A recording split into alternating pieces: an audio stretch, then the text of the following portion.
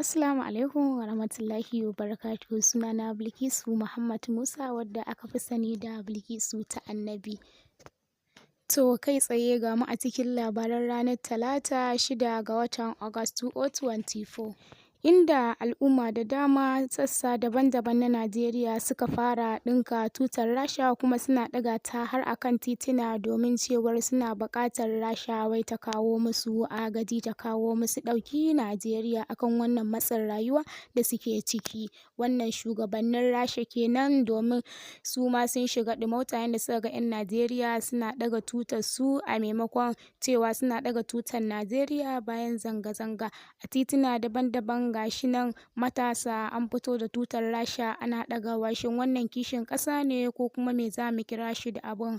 Gashi nan ana ta buga tutar Rasha, ga shugaban ƙasar Rasha nan yayi magana akan cewa shi bai amince da abun nan na 'yan Najeriya da suke ba na ɗaga tutar sa. To ko me hakan ke nufi? Allahu masani. To ta ɓangare guda ga Uba Sani nan, watakon gwamnan jihar Kaduna, shi ma ya yi bayani akan wannan abin da ake ciki. Yake cewa ya kamata shugabanni mu bar yaudarar talakawa.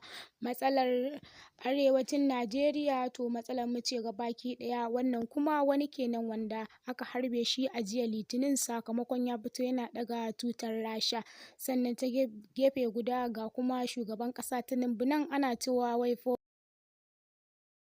to shin haka ne ko kuma zolaya ce? Bilkisu ta Annabi TV, fatan alkhairi.